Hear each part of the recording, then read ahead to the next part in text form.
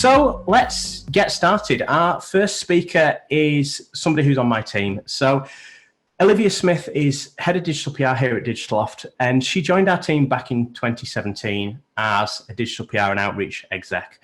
Over that time frame, Olivia has gone from strength to strength, and she now leads our digital PR team on a day-to-day basis. And she's been responsible for some of our biggest and most successful campaigns. Olivia also won Young UK Search Professional at the UK Search Awards in 2018. And today, Olivia will be sharing how to come up with and validate big performing campaign ideas.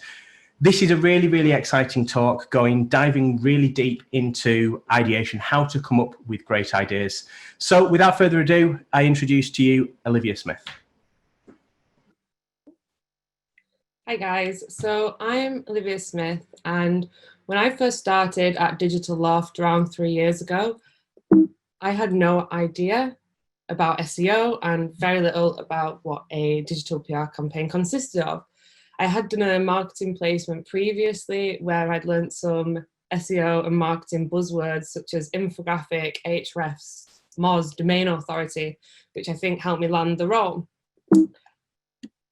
However, over the years, I've watched our campaigns grow from guides on how to cut cheese, which to my amazement, we managed to land on BT News and a few other industry publications, to innovative data-led campaigns which get people talking and excited, even celebrities such as Millie Bobby Brown and Lewis Capaldi.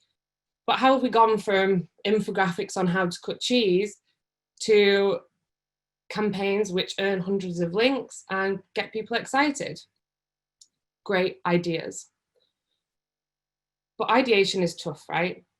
How many times have you sat around a whiteboard or stared into your computer screen wondering when the next idea will pop into your head?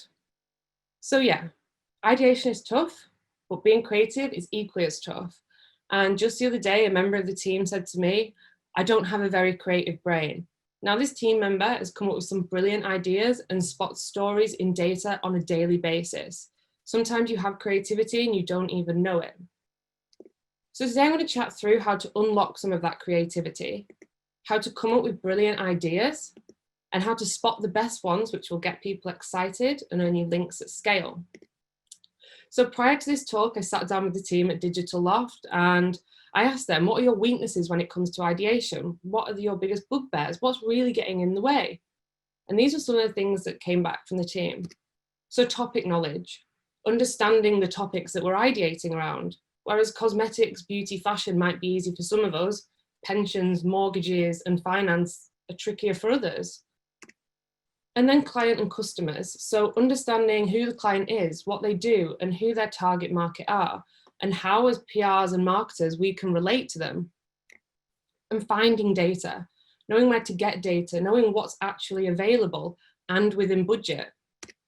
Thinking outside the box. Is this idea innovative enough? Has it been done before? Is it even good enough?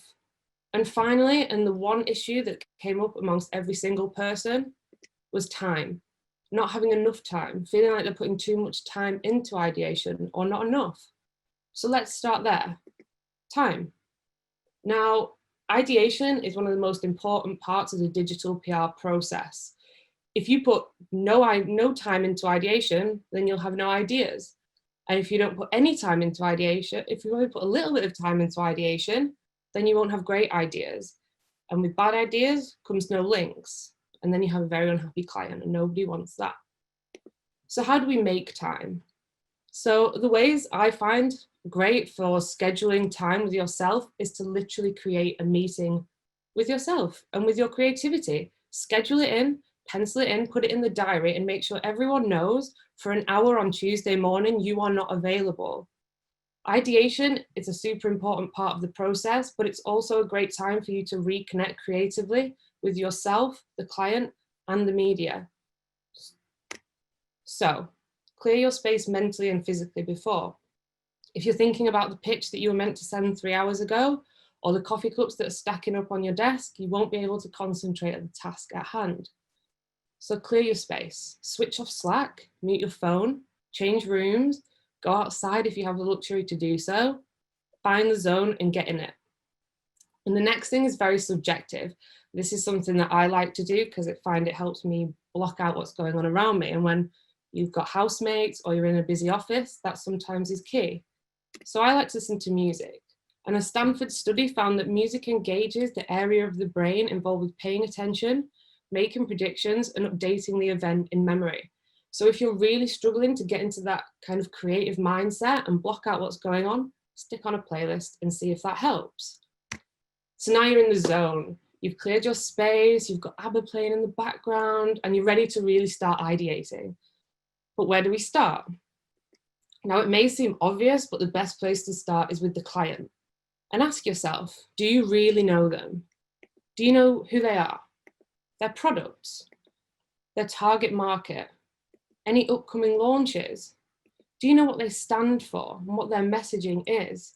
And these starting points are all really great places to begin your ideation. So let's start with the product. Now for this, it's split into two sections. We have the physical and the emotional. Now the physical is quite obvious, it's what we're buying, it's the service that we are going to that client for. Whereas the emotional is how it makes people feel and why they're buying it.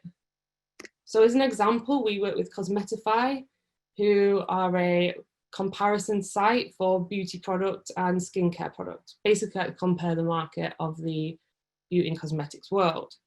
So the physical obviously is makeup, moisturizers, grooming products, and savings. Whereas the emotional hooks to how that all makes us feel. It makes us feel like we look nice, like we're taking care of ourselves. It's the idea of getting ready and routine. So how does that play into ideation? Well, you can start with the physical. And so to ideate on the physical, you need to get a full view of everything they sell, products sold, brands sold. And then you can start to take it that one step further and think, who are the influencers that could be promoting these products and brands? Where are these products and brands sitting in day-to-day life? Search trends, social trends, and these can all be brought together to create ideas. And this is your chance to work the core of the client's offering into a digital PR campaign. But then you can flip that on its head and we can look at the emotional offering. So why do customers buy? How does it make them feel? And we began ideating around these topics of feeling good, self-confidence, self-love, self-care, and found trends on Instagram and search, which we were able to form into a campaign focused on celebrating natural beauty. And then after you've got to know the product, service, and a little bit of the client, the people who are buying from that client, it's time to get to know their competitors, because it allows you to understand what's going on in the wider industry, take inspiration from the competitors, but also be better than them. So how do we find competitors? Well, we can look and see who's competing on keywords. We can look and see who's selling similar products, and this doesn't have to be direct, it can be in the wider industry. If you've got a client that works specifically in automotive, selling cars, don't just look at other people that are selling cars, look at other companies that work in the automotive space and doing really exciting things in PR, both traditional and digital. And then ask your client, who do you want to be better than? Who do you see as your main competitor? We've all got goals and your client will as well. So now you've got a list of competitors and it's time to do some analysis. Now, the first place I always go is competitors' blogs and go and find out what topics they're talking about. What are the common themes? What's standing out? And what stands out to you? Are there interesting topics, buzzwords, relevant data or sources? Anything you think sounds interesting, bank it. And I'll say this a lot through this presentation, to bank everything that you find interesting during the ideation stage, because you never know what might be your next inspiration from. And then we have Ahrefs Link Intersect. So this is a really great tool and one of my favorites. And it allows us to see where clients' competitors are getting links and they aren't. So where are competitors being featured? And what campaigns are they getting links for? And where is our client not getting links from? And that's the most important question, because that allows you to start thinking outside the box and look at these unique link opportunities. It allows you to start thinking, what campaigns and ideas could we run for this client to get them published in those publications that they aren't already featured in? It allows you to find and analyze the gap and get smart when it comes to ideation. And then Link Explorer. So you should be putting all your campaigns through this anyway, and it's a great thing to put your competitors' campaigns through. So what campaigns are they creating? How are their campaigns performing? And which topics and angles are they exploring?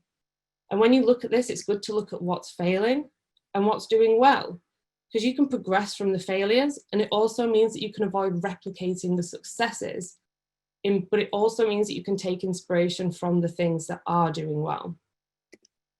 So we understand the product much better. We understand who the target market is and why they're coming to that client for that service. And we understand the industry and the competitors. But now we really need to find out what the client wants. And this is really important to find out before briefing a team on ideation or going into ideation yourself. Really knowing really what they want is very important. Do they want links at scale from any semi-relevant publication? Or do they want really targeted coverage from a certain set of publications, industry, or even countries? So when Bijou Meditation came to us for their first campaign, they said, we want to focus on London press. We want to build local authority.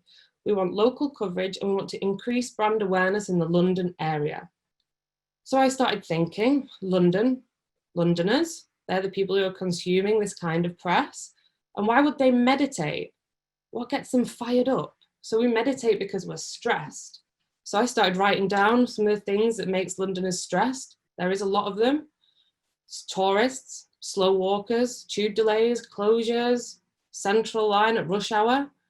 As I carried on through this list, I noticed a lot of things pinpointed back to the tube and commuting, which led me to this. London's most stressful tube lines and stations. Now, if you look at the headlines, you can see with this campaign, we hit the nail on the head with what the client wanted. We targeted London, we got people talking, and it mentioned stress and feeling stressed out. And so the client was really happy because we'd done exactly what they'd asked, and that was because we knew exactly what they wanted prior to ideation. And then next up is data. And we all know that the key to a strong digital PR campaign is great data. And finding a really great data set can literally be the inspiration for your next campaign, because you start thinking, how can we work this data into a campaign? Because we can already see the stories. But what are the types of data we love? Well, it's usually free, easy to obtain, trustworthy, and relatable. And these are some of the great places we like to look for data, and definitely worth checking out if you haven't looked already. So you have government data, ONS, police, fire, council. And again, this links back to all the things that we mentioned before. It's free, reliable, easy to obtain, and it's relatable because the data is literally about the general public. Another great thing about government data is typically it's split down regionally as well. So when you get to our outreach, you have a lot more angles to explore and more publications to target. And then you have Google, and you can look at search volume and trends. And again, free, easy to obtain, relatable. Another great thing you can do with Google Trends and volumes is target global press. You can create country-specific stories, which when trying to earn links at scale is really helpful. And then next up, Spotify. We're all loving a Spotify story at the minute. And again, it's relatable. Everyone's always listening to music. Most people are either on Spotify or Apple Music. And again, you can go global. But a word of warning with Google and Spotify is that they are being used a lot at the minute in the industry. So if you are going to use them, you have to think quite innovatively about how you utilize them. And then next, we have data viz sites. Now, I know a lot of us go to data viz sites for inspiration on campaigns, but are we going and looking at the data sets that are used? So go to places like Puddin, Visual Capitalist, Data is Beautiful. Find the campaigns that you love, but don't just stop looking at the campaign. Scroll down to the sources and the methodology. Find out what data is being used, where they're getting that from, and how they are manipulating that data to create that campaign.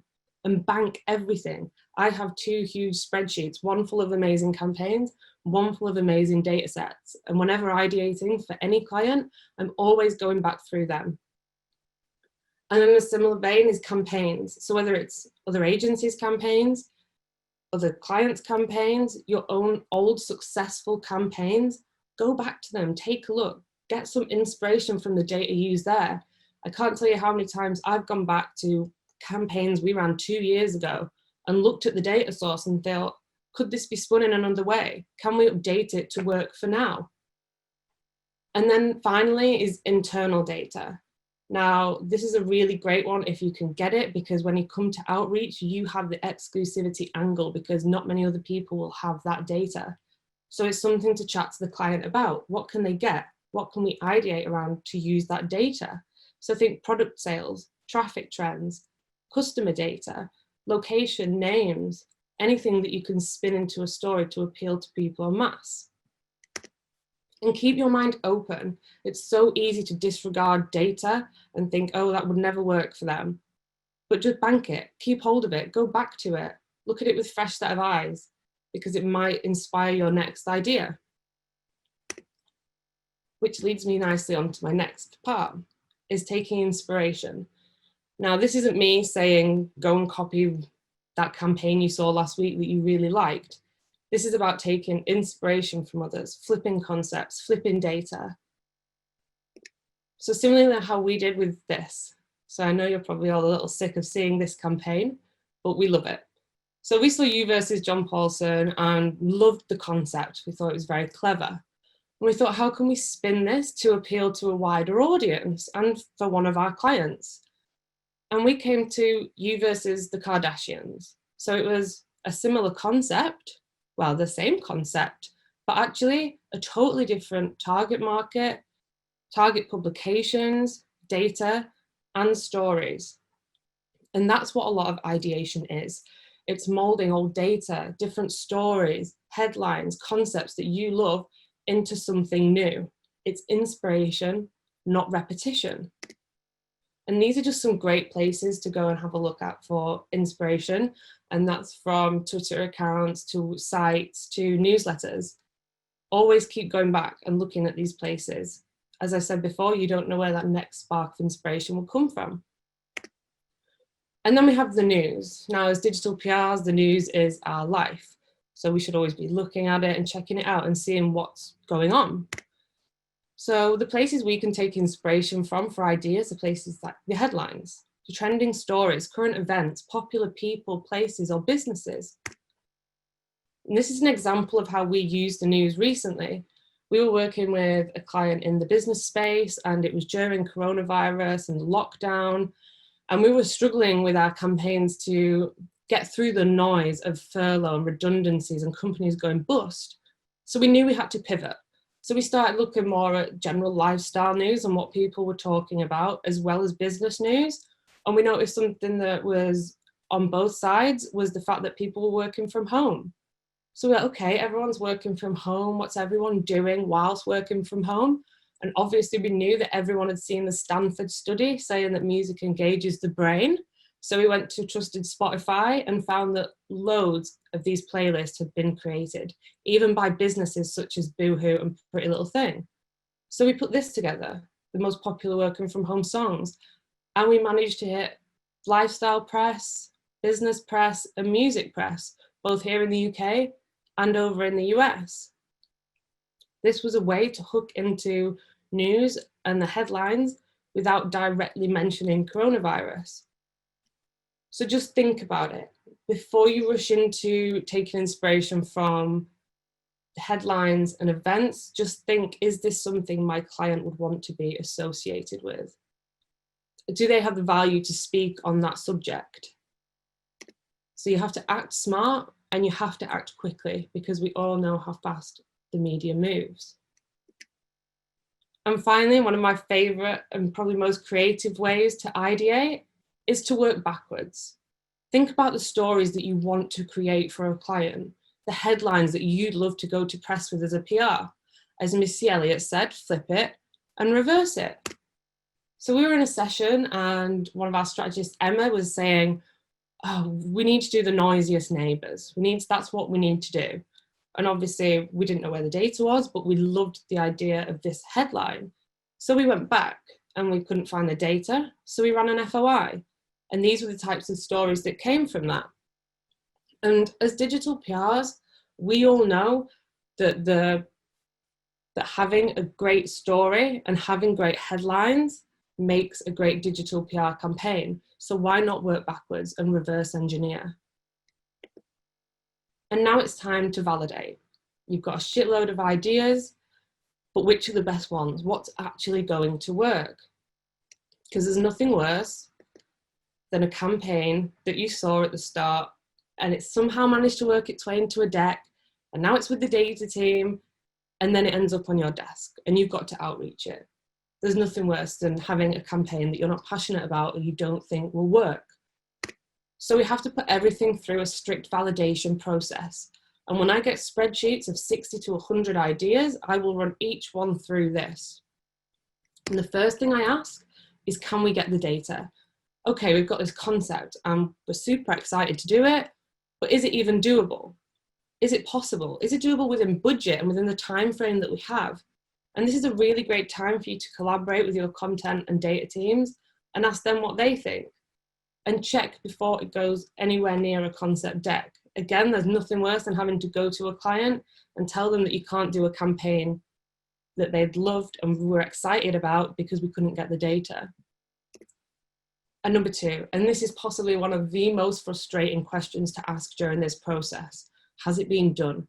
We've all been there, we're sat around and we think we've had the best idea, we're convinced that the campaign is going to go viral, and we think, we'll just check it's not being done. You Google it, it was done 2 weeks ago, and it's probably done really well. Very annoying. Now, this doesn't mean that you have to disregard the idea. If you think that you can add value, make it better, include something extra, then go for it. If you think you can be better, do it. However, at Digitaloft, we would typically say, if it has been done in the last 12 months and we don't think we can add any value, we'll typically leave that alone. And another one on this is just making sure that the stories haven't been done before. There are things like London rent cost being the highest in the UK. If that's what you're going to reveal from your campaign and that story solely, it's probably best to leave it alone. It's old news, it's been done. And does it resonate with a wide audience? Now, this is really important because it doesn't just mean does the campaign resonate, it's do the stories resonate? Do they make you feel something? Do they make you go, wow? Is it interesting? And if the subject matter at hand maybe isn't something that you're directly interested in, go and find someone who is interested in it. When we have an automotive campaign, I'll go and speak to my friends who work in the automotive industry and I'll ask them, I'll validate with them. What do you think of this? What do you think of the data, the headlines, the stories? During ideation, people's opinions don't really matter. But during validation, everyone's opinions matter and it's good to get a lot of them. And on a similar note, it's who will cover this. If you want links at scale and you want to, then you need to be able to target a lot of people. I've seen so many campaigns be created and they look so cool and they look brilliant, but the story's a little lacking and I think, who will actually cover this? So you need to be certain. So mine down the stories first and think, which are the target publications that I'll take this to, and make sure you have enough. And number 5, and the final point, is it right for the client? Now, we run up against this quite a lot during ideation, and we have to really pull ourselves back. And that can be hard to do when you're passionate or excited about a campaign or an idea. So what you need to ask yourself is, if Google didn't exist, would the client still want to run this campaign? Would they still want to put these stories out to press? And if not, it's probably best to hold back, but don't disregard the idea. If any idea doesn't pass through any of these validation stages, it doesn't mean it has to be scrapped. You need to either think, how can we act smarter on these ideas, or come back to them later when the time is right. And these are just some takeaways from my talk today. My first and main thing would be to take the time and don't feel guilty for it. Ideation is one of the most important processes within a digital PR campaign. Without it, we won't have any campaigns, so take the time. Secondly, is you can be creative even if you don't think you are, and immersing yourself in other people's creativity, both during research and in brainstorms, will bring yours out. And inspiration, not replication. Let work inspire you, don't just copy it. get smart. And thank you all for listening. I'll be around to take questions if anyone has any. That was fantastic, Olivia. Thank you very much for that session. There was some really, really great insights there. And yeah, we've got quite a few questions coming in actually. So where should we start? I mean, I think it's just having a look at what's come in. So yeah, the first question that's come in is, what's your favourite topic or industry to ideate for? Mine, I would say travel. I mean, I know it's quite tough at the minute, but I really enjoy ideating around travel and also property and home. They're my two favourites. Fantastic. And why would you say they are? I think travel, because you can be very creative and there's so much you can do around travel. It doesn't just have to be getting on a plane or going on holiday. There are lots of other things you can explore.